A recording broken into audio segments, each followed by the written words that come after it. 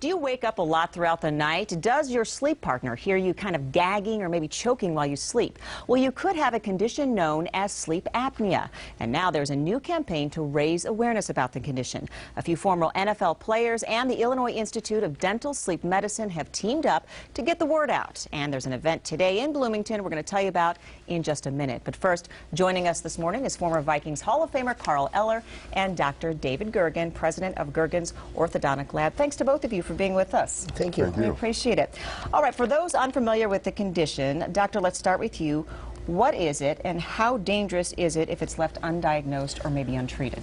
It's very dangerous if it's left untreated. It can cause heart disease, stroke, diabetes, many other comorbid conditions. And we even heard recently that it is contributing to more cases of cancer, or it's a factor in getting cancer?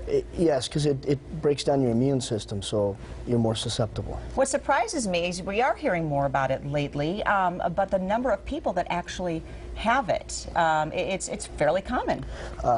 18 to 25 million, depending which study you read. Is there a reason for that? I mean, why do so many people actually stop breathing while they sleep? Oh, it's because the mandible will fall back when you're sleeping at night. And it closes. What's the mandible? It's your lower portion of your jaw. It's the lower jaw.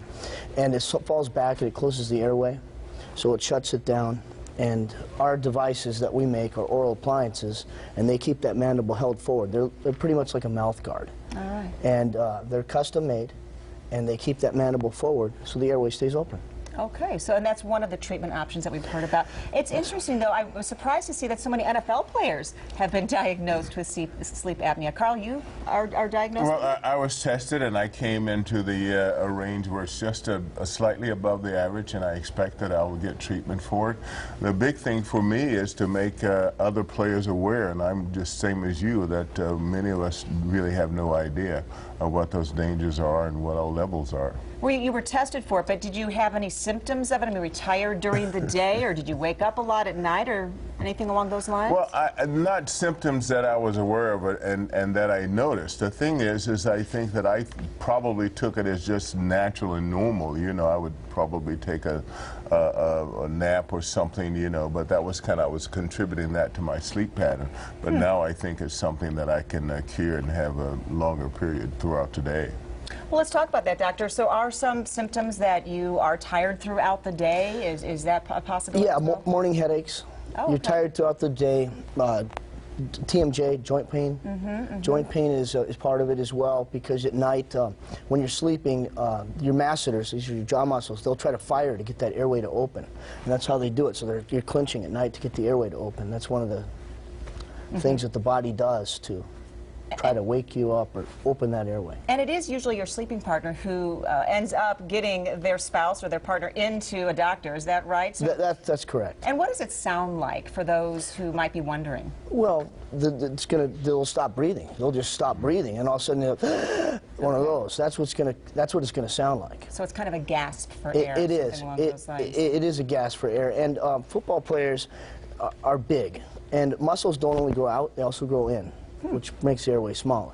Yeah. So that's why we formed the Pro Player Health Alliance, to get guys like Carl help, because I mean, we all love watching football. Sure. And these guys went out and they performed for us, entertained us, and now we're giving back to them. Any ideas if it could actually affect playing? I mean, you know. Well, we don't know, but one of the things is I'm the president of the Retired Players Association, so we certainly want to make them aware, and by doing so, we'll make the general public aware. I think it's important, really important to point out, you mentioned that there are solutions. This is treatable. This is treatable. You mentioned a dental appliance that can help. Does that always work, or some people will need the CPAP? Some people need the CPAP. The CPAP is the gold standard, but the problem with that is 75% of the people are intolerant to it, so they can't. It's a big thing. I mean, it's kind of like a pilot mask, you know, with a big tube on it. Yeah, it is. It is. And this is just a little dental device. It goes in, keeps the mandible open, and for the people that it will work for, it works beautifully. Well, that's wonderful. Well, Dr. David Gergen and Carl Eller, thanks so much for being with us. We're going to talk about the campaign today.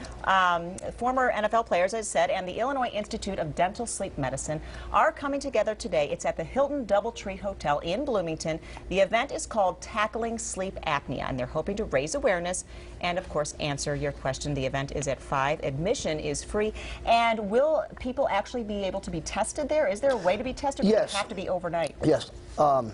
The president of Sleep Group Solutions, Ronnie Ben David, was kind enough to donate 50 free test units. Oh. So 50 people, the first 50 that come, they can go home and sleep in their bed, and we will know in the morning if they're apneic. Wonderful. Absolutely free. All right, well, it sounds like a great event and probably something that a lot of people need. All right, we're going to toss it over to Miss Marina for a good look at our good-looking forecast.